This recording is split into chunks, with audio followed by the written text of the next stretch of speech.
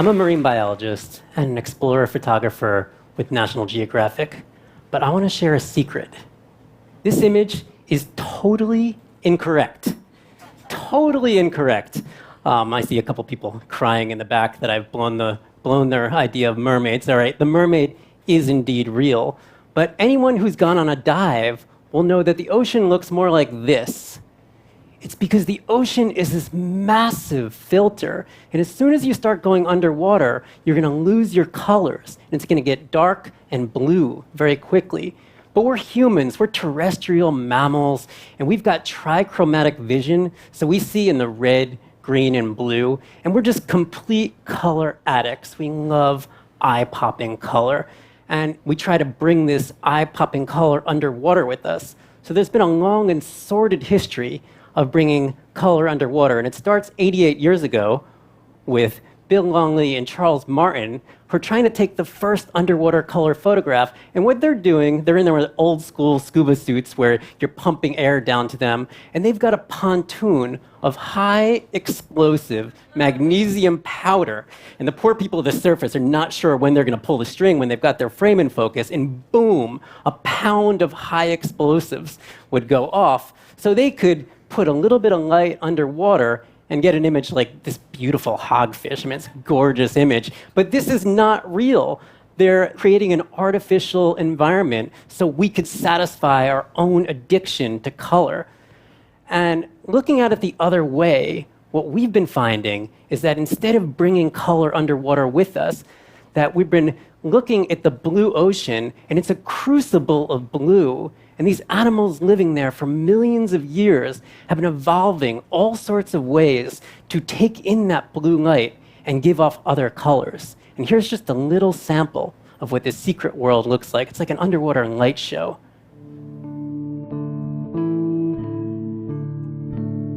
Again, what we're seeing here is blue light hitting this image. These animals are absorbing the blue light and immediately transforming this light. So if you think about the ocean being 71% of the planet, and blue light can extend down to almost 1,000 meters. So as we go down underwater, after about 10 meters, all the red is gone. So if you see anything under 10 meters that's red, it's an animal transforming and creating its own red. This is the largest single monochromatic blue environment on our planet. And my gateway into this world of biofluorescence begins with corals. And I want to give a full TED talk on corals and just how cool these things are. One of the things that they do, one of their miraculous feats, is they produce lots of these fluorescent proteins, fluorescent molecules. And in this coral, it could be making up to 14% of its body mass could be this fluorescent protein. So you wouldn't be making like 14% muscle and not using it. So it's likely doing something that has a functional role. And for the last 10, 15 years, this was so special to me because this molecule has turned out to be one of the most revolutionary tools in biomedical science. And it's allowing us to better see inside ourselves. So how do I study this? In order to study biofluorescence, we swim at night. And when I started out, I was just using these blue duct tape filters over my strobe so I could make sure I'm actually seeing the light that's being transformed by the animals. We're making an exhibit for the Museum of Natural History, and we're trying to show off how great the fluorescent corals are on the reef. And something happened that just blew me away. This. In the middle of our corals is this green fluorescent fish. It's the first time we've ever seen a green fluorescent fish, or any vertebrate for this matter. You know, we're like rubbing our eyes, checking the filters, thinking that maybe somebody's playing a joke on us at the camera. But the eel was real. It was the first green fluorescent eel that we found. And this just changed my trajectory completely. So I had to put down my corals and team up with a fish scientist, John Sparks, and begin a search around the world to see how prevalent this phenomena is. And fish are much more interesting than corals because they have really advanced vision. And some of the fish even have the way that I was photographing it. They have lenses in their eyes that would really magnify the fluorescence. So I wanted to seek this out further. So we designed a new set of gear And we're scouring the reefs around the world looking for fluorescent life. And it's a bit like E.T. Phone Home. We're out there swimming with this blue light, and we're looking for a response, for animals to be absorbing the light and transferring this back to us. And eventually, we found our photobombing collapsid eel. It's a really shy, reclusive eel that we know almost nothing about. They're only about the size of my finger, and they spend about 99.9% of their time hidden under a rock. But these eels do come out to mate under full moon nights, and that full moon night translates underwater to blue. Perhaps they're using this as a way to see each other, quickly find each other, mate, go back into their hole for the next long stint of time. But then we started to find other fluorescent marine life, like this green fluorescent bream with its racing stripes along its head and its nape. And it's almost camouflaged and fluorescing at the same intensity as the fluorescent coral there. After this fish, we were introduced to this red fluorescent scorpion fish, cloaked and hidden on this rock. The only time we've ever seen this, it's either on red fluorescent algae or red fluorescent coral. Later, we found this stealthy green fluorescent lizardfish. And these lizardfish come in many varieties, and they look almost exactly alike under white light. But if you look at them under fluorescent light, you see lots of patterns. You can really see the differences among them. And in total, we just reported this last year, we found over 200 species of biofluorescent fish. One of my inspirations is French artist and biologist Jean-Paul Lévy. He really captures this entrepreneurial creative spirit in biology. He would design his own gear and make his own cameras, and he was fascinated with this seahorse, Hippocampus erectus, and he filmed for the first time the seahorse giving birth. So this is the male seahorse. They were one of the first fish to start swimming upright, with their brain above their head. The males give birth, just phenomenal creatures. So he stayed awake for days, even put this electrical visor on his head that would shock him so he could capture this moment. Now, I wish I could have showed Lévy the moment where we found biofluorescent seahorses in the exact same species that he was studying. And here's our footage. They're the most cryptic fish. You could be swimming right on top of them and not see the seahorse. They would blend right into the algae, which would also fluoresce red. But they've got great vision, and they go through this long mating ritual, and perhaps are using it in that effect. But things got pretty edgy when we found green fluorescence in the stingray. Because stingrays are in the elasmobranch class, which includes sharks. So I'm like a coral biologist. Somebody's got to go down and check to see if the sharks are fluorescent. And there I am. I was like, maybe I should go back to corals. It turns out that these sharks are not fluorescent. And then we found it in a deep, dark canyon off the coast of California. We found the first biofluorescent swell shark right underneath all the surfers. Here it is. They're just about a meter long. It's called a swell shark.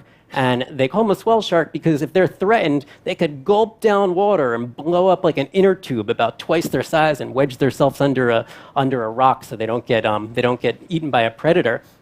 And here's our first footage of these biofluorescent swell sharks. Just magnificent. I mean, they're showing these distinct patterns in this. There's areas that are fluorescent and areas that are not fluorescent, but they've also got these like twinkling spots on them that are much brighter than other parts of the shark. But this is all beautiful to see this. I was like, this is gorgeous, but what does it mean to the shark? Can they see this? And we looked in the literature, and nothing was known about this shark vision. So I took this shark to eye specialist Ellis Lowe at Cornell University, and we found out that this shark sees discretely and acutely in the blue-green interface, just like probably about 100 times better than we can see in the dark, but they only see blue-green. So what it's doing is taking this blue world, and it's absorbing the blue, creating green. It's creating contrast that they can indeed see. So we have a model showing that it creates an ability for them to see all these patterns. And males and females also have, we're finding, distinct patterns among them.